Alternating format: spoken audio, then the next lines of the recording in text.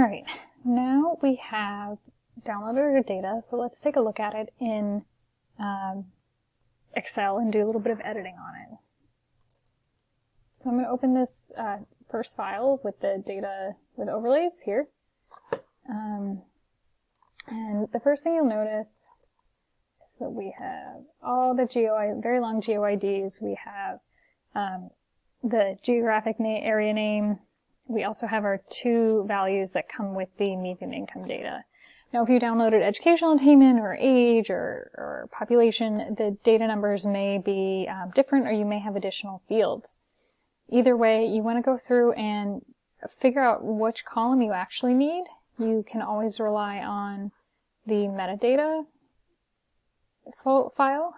It will have a list of every single field in that data table you downloaded from the census. And so for us, we just want that median income in the past 12 months. So we'll be able to find that field name in this table.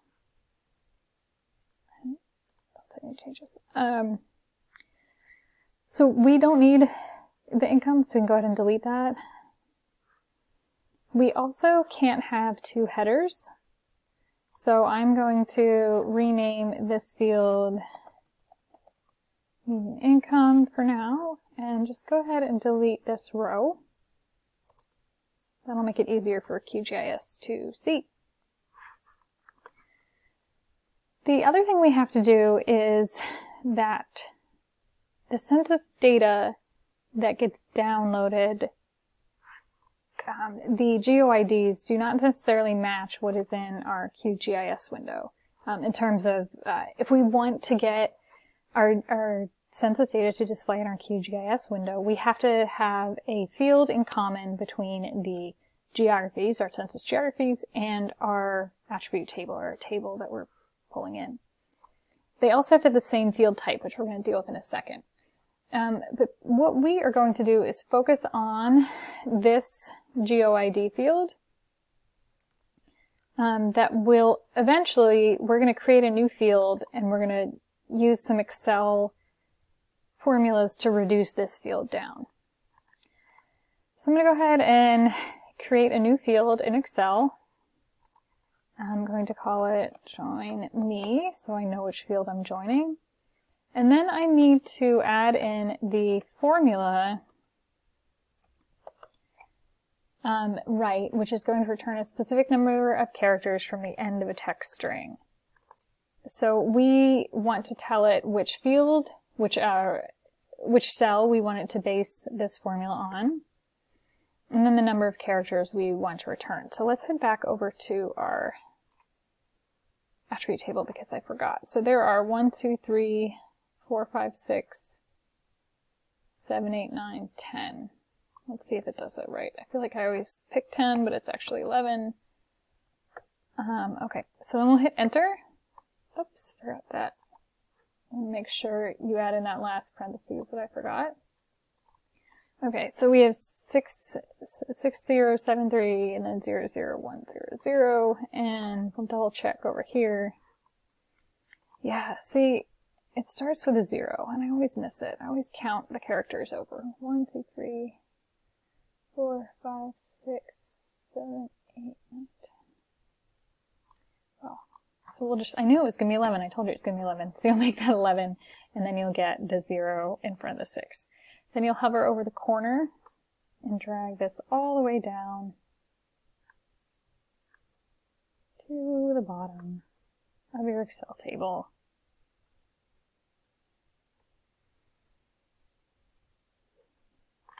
And the formula will copy. So each cell, you can see the formula is different because it's pulling from this cell in Excel table. And you can do this in Google Sheets too, if you only have access to that. Okay, so now what we need to do is save this file as another CSV. You can, if you want, you can rename this tab down here. And you can also, then we need to go ahead and save as,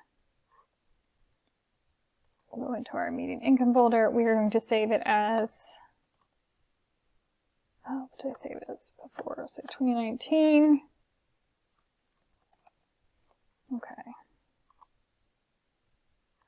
We're going to hit save. Okay, the tricky thing with QGIS is we also have to create and save a what's called a sidecar with CSV files. So we're going to go ahead and close in Excel. We're then just going to open your text editor, and I always just type in text because I can never remember what it's called. It's called Notepad. We're going to go ahead and open that CSV. So File, Open.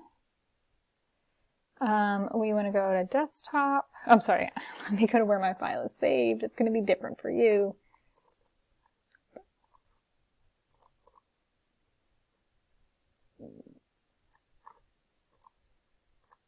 We'll change that to all files, and then we'll see our CSV here, and we can hit click Open.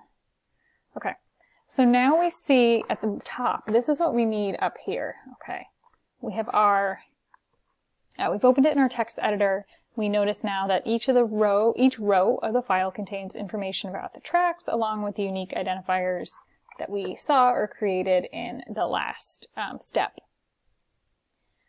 So this is what matters. We need this because we need to create the sidecar file, because otherwise if we just import it, the default type for each field in your attribute table would be text. So that means we wouldn't be able to do any math to sum up the median income for certain census tracts in San Diego, but more importantly, you wouldn't be able to display it as graduated colors on your final map. So we have to create this sidecar file. So we will, we're going to open a new Notepad file, or a new text document file. Let's see if I saved them. Okay, so then we have to change, it only has one row, and it'll specify the data type for each row. So mine are going to be, ooh, this one I have to check. So our Geo ID, this is also helpful. We also need to make sure that our Geo ID will actually join to this Geo ID. So they need to be the same field type. So this field type, if we hover over it, is a string. Oh, I could have gotten the 11 from there, but it's a string. As you can see, that's different from maybe some of these area files. We can tell it's a string because it's left justified versus area, which is an integer and right justified.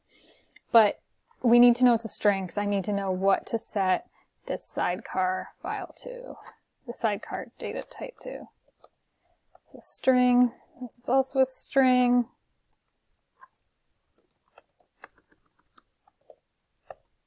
And then for median income, we are going to set it to integer. This will allow us to do that math on the field.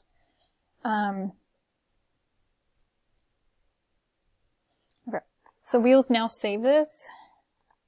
Save as. Go to all files. We will save it as median income, the same name, but instead we are going to add the extension CSVT. So instead of .csv, it's .csvt. We also want to make sure it's in the same folder as our median income data. So here and here, this is the one we created earlier in Excel and edited it. So we'll go ahead and click Save. We can close here. All right, now we can, that step is really important. Let's see if we got it to work right. We'll go to Layer, add delimited text to layer. And then we want to go to our CSV file here. For structures, we have no geometry. That's important to check.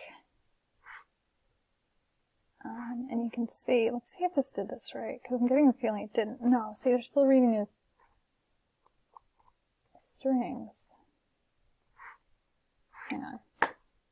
Yeah, actually, okay, so let's go, let me show you that again. We'll go to Add Layer, add delimited text to layer, find your CSV, And it does look like this, but I just tested it and it worked okay, even though the justification is weird here. For shortcuts, field names, no geometry. That's important because there's no X and Y data sets in this. And we go ahead and click Add. Okay, then we can open up our attribute table. We can see that our median income is aligned to the right. So if we hover over it, it'll say median income is an integer.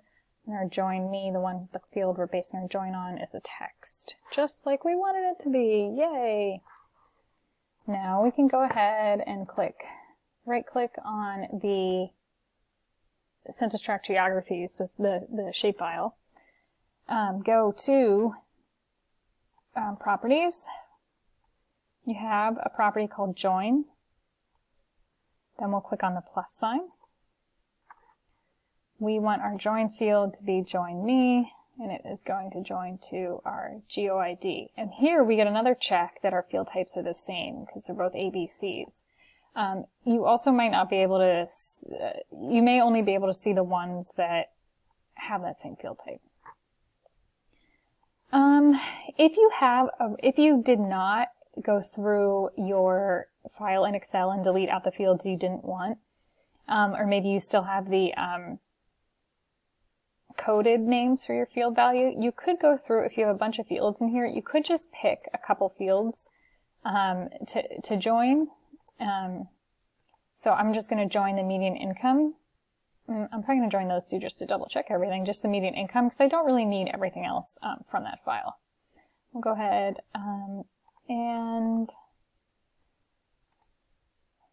the fields are going to have a prefix associated with them when they're the joined shapefile, and it's automatically this really long thing. So sometimes I'll just write join. Let's see how that works to simplify it a little bit, because it'll make it a little bit harder to read the field names if it's as long as your table title. Okay, so let's apply and OK, and then we'll open up and see if it worked. So if we scroll all the way to the right, okay, so you can see now these are the two fields I joined. The join me, just because I wanted to double check that we got joined to the right census tract.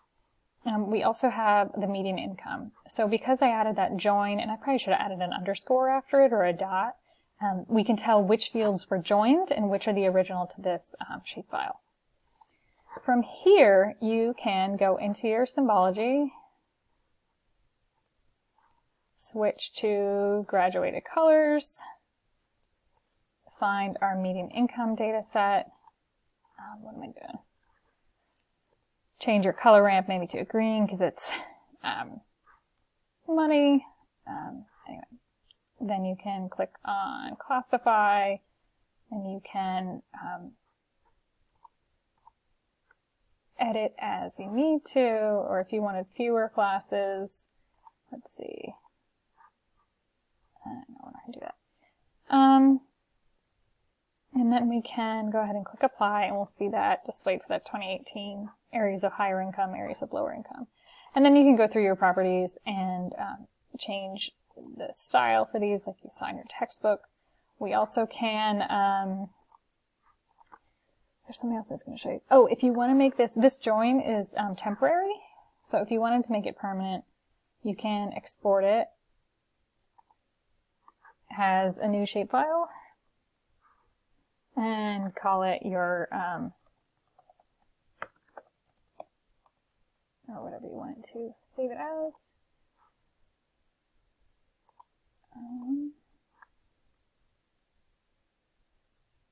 Make sure we're getting these included. I want to make sure we're join files. And then you would go ahead and click OK, and then you would have that shapefile added permanently. So it wouldn't have the join associated with it, so you wouldn't have to worry about that going away or being lost somehow. All right, that is how to join your data and to see some of the income levels in San Diego County.